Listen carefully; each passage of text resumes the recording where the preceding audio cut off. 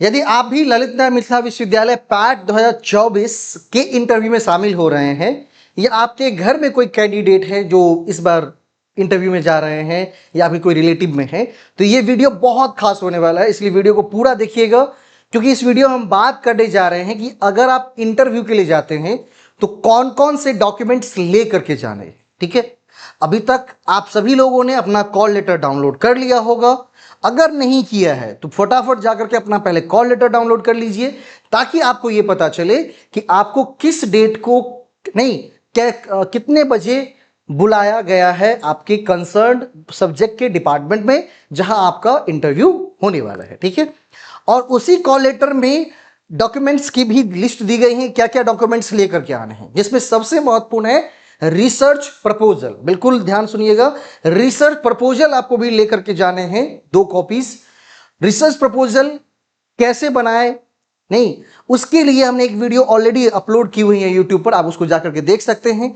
यदि उसके बाद भी किसी तरह की कोई दिक्कत आती, कोई परेशानी, तो आप हमारे व्हाट्सएप नंबर पर कॉल या मैसेज के द्वारा जानकारी प्राप्त कर सकते हैं। ठीक है, तो इंटरव्यू के लिए अगर आप जा रहे हैं तो कौन कौन से डॉक्यूमेंट्स की आवश्यकता है, तो वहां पर है क्या कि आप मान लीजिए हो सकता है कोई विद्यार्थी पैट 24 वाले हों, पैट 23 वाले हों, बाकी पैट 23 वाले भी फॉर्म भरे हो एग्जाम्प्टेड कैटेगरी में और वो भी इंटरव्यू के लिए जा रहे हैं, या आपने यूजीसी नेट जेआरएफ एग्जाम जो कि 3 कैटेगरी में रिजल्ट आते हैं वैसे कैंडिडेट है, तो आप मैंने एक पूरी लिस्ट बनाई है कि टोटल कितने डॉक्यूमेंट्स चाहिए, उसमें से आप जो कंसर्न्ड हैं वो आप बिल्कुल वहां पर लेकर के जाएंगे। ठीक है, तो सीधा चलते हैं बिल्कुल लिस्ट ऑफ डॉक्यूमेंट्स के ऊपर। तो लिस्ट ऑफ डॉक्यूमेंट्स में आपको करना सबसे पहले क्या है कि पैट 2024 का ऑनलाइन अप्लाई फॉर्म जो है, ठीक है, पैट 2024 ऑनलाइन अप्लाई फॉर्म है, वो सभी को, चाहे आप एग्जाम्प्टेड कैटेगरी में हो चाहे पैट 24 के विद्यार्थी हो, कलर प्रिंट लेकर जाना है, कम से कम 2 कॉपी प्रिंट कर लीजिए। क्यों?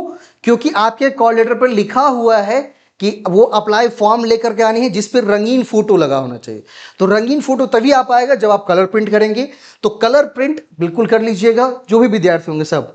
पैट एडमिट कार्ड, अब पैट एडमिट कार्ड जो एग्जेम्प्टेड कैटेगरी है उनके भी मतलब उस टाइम अपलोड किए गए थे, फिर भी बीच में अपलोड किया गया है, तो वो एग्जेम्प्टेड वाला अपना पैट एडमिट कार्ड दोनों कॉपी निकालें, उसमें स्टूडेंट कॉपी होगी और ऑफिस कॉपी होगी, दोनों करिएगा। स्टूडेंट कॉपी और ऑफिस कॉपी दोनों करनी है, ऑफिस कॉपी वो रख लेंगे, स्टूडेंट कॉपी आपको मिल जाएगी।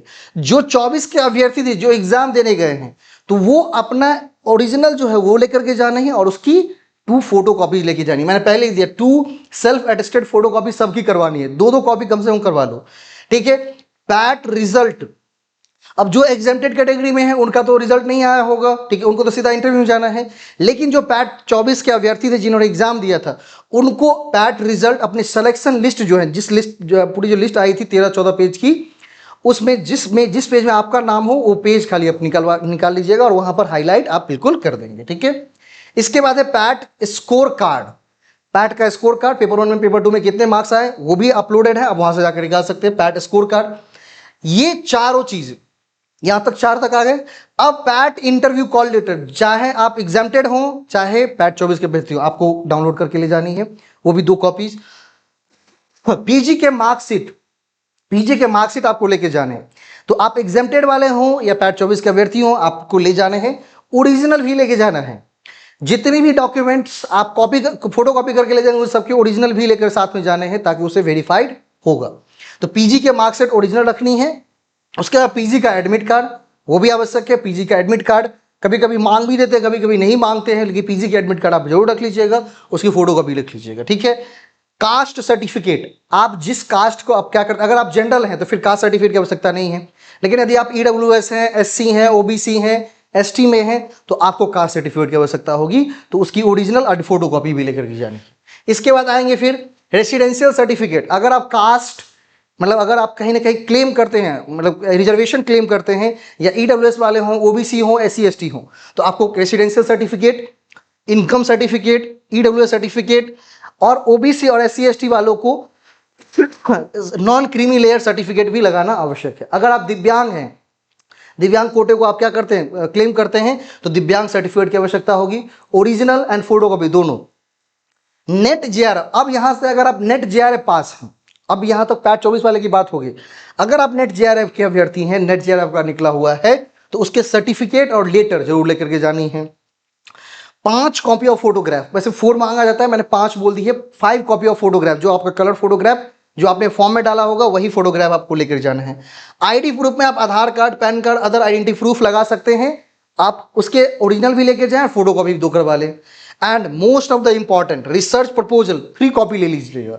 अब बहुत सारे बच्चे 2 कॉपी लेके जाते हैं, 1 कॉपी लेके जाते हैं। मैं 3 कॉपी इसलिए कहता हूं कि 2 कॉपी तो भाई रख ही लीजिए, 1 कॉपी अगर आपके पास होगी तो जब आपका डीआरसी में इंटरव्यू होगा तो आप उसको देख करके अच्छे से बोल भी सकते हैं। कोई दिक्कत नहीं, आप देख करके बोल सकते हैं, कोई समस्या नहीं होती है।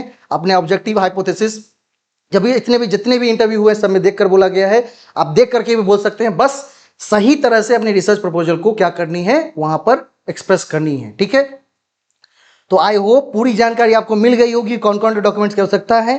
ठीक है, वीडियो पसंद आया हो तो लाइक शेयर सब्सक्राइब जरूर कर दीजिएगा। मिलते हैं नेक्स्ट वीडियो में, धन्यवाद।